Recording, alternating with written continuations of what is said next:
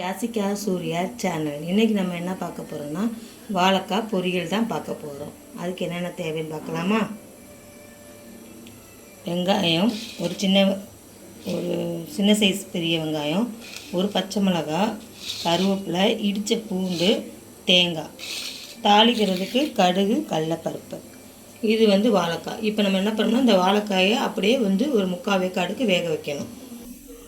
இதை 3/4 வேக்காடாக வேக வச்சு எடுத்தாச்சு. இனி நம்ம தாளிப்பு போட்டுடலாம். எண்ணெய் ஊற்றி வடைச்சட்டி வச்சுருக்கேன். எண்ணெய் ஊற்றி தாளிக்கலாம்.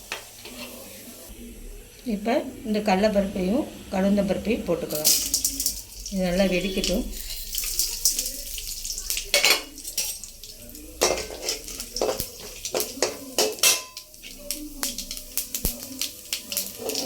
நல்லா வெடிச்சிச்சு. இப்போ வெங்காயம், பச்சை மிளகாய், கருவேப்பிலை 3ஐயும் போட்டுட்டு நல்லா வதக்கணும்.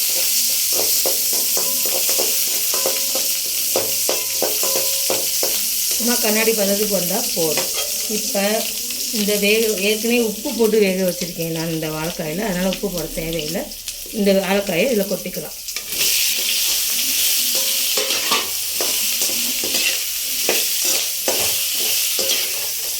இப்போ நல்லா வாழைக்காவை நல்லா கொஞ்சம் வதங்கணும்.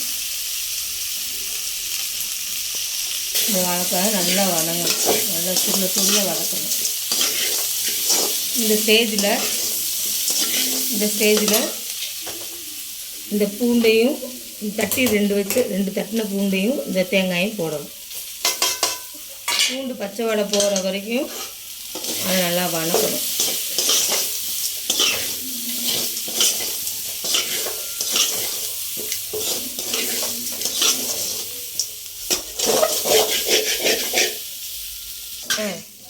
இப்போ நல்லா சுருள வதங்கிடுச்சு. இதை ஒரு பிளேட்டுக்கு மாற்றிக்கலாம். பிளேட்டுக்கு மாற்றியாச்சு. இந்த வாழைக்காய் பொரியல் நீங்கள் ஈஸியாக சிம்பிளாக பண்ணி பாருங்கள். பூண்டு எதுக்கு தட்டி போட்டிருக்குன்னா, வாழைக்காய் வாய்வு, அதனால் இந்த பூண்டை கொஞ்சம் உங்களுக்கு தேவையான நிறையா பூண்டு கூட போட்டு தட்டி போட்டுக்கலாம். வாசமாகவும் இருக்கும், நல்லாவும் இருக்கும். ட்ரை பண்ணி பாருங்கள். என் சேனலை சப்ஸ்கிரைப் பண்ணுங்கள். தேங்க்யூ.